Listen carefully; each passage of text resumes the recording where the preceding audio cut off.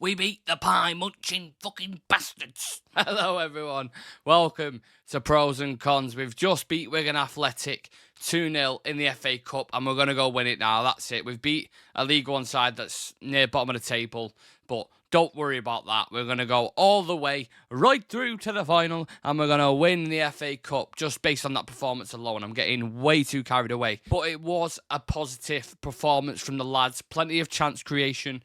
Not too much to deal with at the other end, apart from the little, first 3 minutes when Thor's weird cousin had a shot. Is it Asgard? It's called something like that. But apart from that, nothing. No worries whatsoever. And against these kind of teams, you have more time on the ball. You have more space. There's less pressure. So you kind of expect that kind of performance. But the way United have been this season, there was some people saying, hey, Wigan could do a fucking job here. Do you know what I mean? So, as always, you know the drill by now with pros and cons. We start off with the negatives and then we end up on the positives. So let's dive into it together, yeah? Let's fucking do this. Come on. Right, people are going to call me nitpicky for this, but there are still negatives in a win like that. I don't care. You can still pick certain things out that you can improve on. Højlund yesterday could not hit the target to save his life, and there are others in that kind of realm. Don't get it twisted, but he obviously has a lot of potential. He needs coaching a little bit. I almost feel like we let Ronaldo go, and he would have been almost a perfect guy. I know he would have wanted to play, but I'm saying if you want to learn from anyone, one of the greatest strikers ever, if not the greatest striker ever, would be all right to learn from, wouldn't it? So he needs that experienced kind of head alongside him to take the pressure off him a little bit. I'd like to see him use his weak foot a bit more. I don't know if that's a criticism of yours or if you agree with me or not. I think that's something. The opportunity he had with his head was one for me where I'm like, he needs to be burying that. I think Ali McCoy said it on commentary as well. It's going to take time for him to develop partnerships with the players around him, but you could tell he's still lacking that bit of gel, that bit of movement. There was a couple of nice dummies and, 1-2s and triangles and stuff. But it's his first season. He's young. He's at United where the pressure's just destroyed, some of the best players. So I think he needs time. I think we also need to play to his strengths as well. I don't think we do that enough. And start giving him service in regular games. And I think it'll start coming, I do. I'm not saying he's going to be an absolute world beater, but I think the potential is there, and I think he's a good player. He just needs time, and I'm willing to be patient with him personally. But again, let me know in the comments section if you feel different. Not taking our chances as a whole. This has been an issue all season. This has been on the pros and cons. I mean, it must have been top 3, in terms of features on pros and cons, not taking our chances. Jesus Christ. McTominay and Højlund, like I've just touched on then, could have had a hat-trick each. The clinical nature isn't there at all. I mean, I don't know what we ended up on, but I remember checking like the 88th minute, and we was on 32 shots with 14 on target. That is a massive, massive problem for us. And a lot of them were easy chances as well. So you don't finish these, it's all good keeping it out the other end, but if you're not finishing chances like that, you only get a couple in the Premier League against the top at that level. So if you're having 34 shots and you're only finishing 2 and one of them is a penalty, questions need to be asked. So let's start scoring more goals, because I believe when we do that, and then when the players come back, maybe there's something to build on, but just slow down a little bit. But they're the only negatives, I think. Okay, let's talk about the positives then, shall we? Only one place to start. I could have gone for the Dalot goal, could have gone for a couple of more things, but Kobbie Mainoo, Kobbie like Robbie, and Garnacho's growth right now, products, proper products. You are getting your money's worth. In Kobbie Mainoo's case, he came through the academy. I know we bought Garnacho for, I think it was Atletico Madrid for like £10 million. What an investment that's looking like, by the way. So credit for that. We slag him off when we want, but credit for that, because he seems like a very, very special talent, both of them. If you start building around them with some really good, experienced players, you have something on your hands there. I think both of them, Garnacho, on the right-hand side, really, really exciting. I prefer him there. He just, every time he gets the ball, just don't give a fuck, runs at him, gets shots off, just makes things happen, and everything you want from a Manchester United winger genetically in their DNA, he has it in abundance. Likewise with Kobbie Mainoo, I think you look at him now and you're thinking, one, what is the ceiling for both of them? Because I think Kobbie Mainoo at such a young age to control the game, when the crowd's a little bit on his back, he's been in some tough atmospheres. I'm not saying Wigan was a fucking, a hellhole, but I'm just saying, like, he's gone in some tough atmospheres and he's just had composure, doesn't get over emotional, the opposite to Bruno Fernandes almost.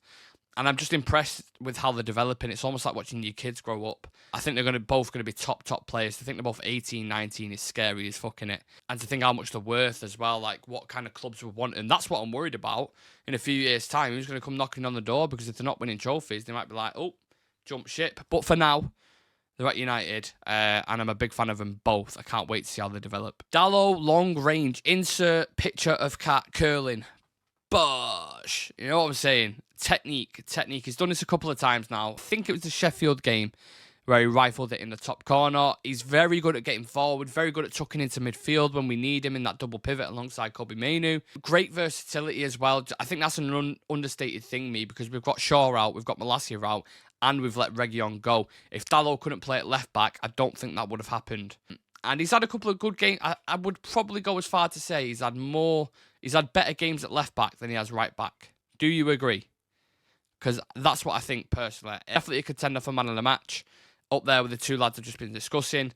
Had a good game. That's all I can say. Nothing to pick at. One thing I noticed as like a general overall from the team last night was much more crosses into the box. I think the link-up play at times was good around the edge, between Bruno and Højlund and Rashford, a couple of dummies. But you play to their strengths when you do that. When you start putting balls into the box, Højlund can latch onto it. I think we had that stat, didn't we? That running stat where Garnacho and Anthony passed to Højlund like 5 times, I think it was. Service the guy, put it in. Whether it's Højlund, whether it's someone at the back post, whatever it is, our crossing needs to get better. That is a known fact, even on set pieces. But no surprise, as Anthony isn't starting, Garnacho's going on to his right, he can put a cross in. I think Rashford can do it, but he chooses more or not to kind of, have a shot. But when he drills it across the box, we need more of that. Tap in goals. Stop making it hard for yourself. Quick decision making. Let's do it. What players will be back for Spurs? Another positive to hold on to.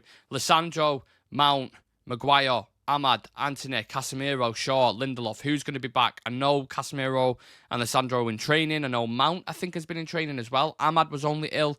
Antony was only ill, so they could both be available. Shaw was supposed to only be a small injury, and he's been out for a while now. Lindelof, same. So once we start getting players back, I'm hoping that I'm praying that performances can improve. But that is only a positive, having so many of them guys back, so many important players. And last but not least, we are through to the next round. Newport or Eastleigh, I believe it is. So we're either going to play in this stadium or we're going to play in this stadium. Interesting, isn't it? Is a cup run on the cards? You've got Arsenal who've gone out to Liverpool. Spurs play Man City, I believe. So, you never know. We're obviously nowhere near it this season. Is a revival there? I don't know. I don't think so. But it's something to hope again. But it's the hope that kills you almost, isn't it? I'm very conflicted in starting to believe in something. But, let's just progress. We beat Newport. We beat Eastleigh. Get past them. If we get another easy draw, couple of big teams go out, then we'll start talking. I also think January purchases as well, just kind of looking forward to the future, is an interesting one. Will they bring in a striker? Probably, but will it be a loan on the last day? Probably. And will they bring in another player? I don't know. They'll probably use the fact that we've got players coming back that we don't need to get a loan now, and it's just a striker that we're looking at. But, when you get to that point in the end of January and all of them have gone, that's where you get your Regalos from and people, your Vegos and shit like this. So I think it's going to be another one of them signings. I don't think it's going to make that much of a difference. So I have no hopes for January purchases. But the players coming back, as I touched on before, big factor. Conclusion. Yeah, it was really important to bounce back after we sat on that Forest defeat for longer than I wanted to. Like I said at the start of the video, good performance, plenty of chances, couple of goals. We advanced through. It's everything you want, but again, you have to take it with a pinch of salt, don't you? Because it's Wigan Athletic, the bottom of League One. I've said it many times before, you get much more time on the ball, you can create much more chances. They don't have a threat up top to really punish you, like we'll have, Son, Kulusevski, these kind of guys. So it's kind of balanced view for me. I'm not getting overexcited. You'd like to think with everything I've already touched on, with the investment in now, just get them wheels going.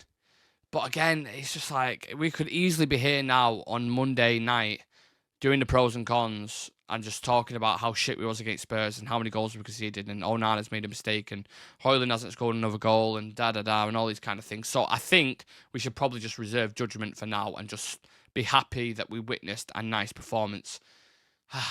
Breathe. Let us know your performances on the game as a whole. Who was your man of the match? How far do you see us going in the FA Cup? And what changes would you make for the Spurs game? Leave it in the comment section down below. Smash a like in the video and subscribe to Real Red Stock if you haven't done already. Have a lovely week, everyone. Don't work too hard.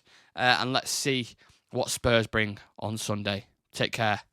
Peace.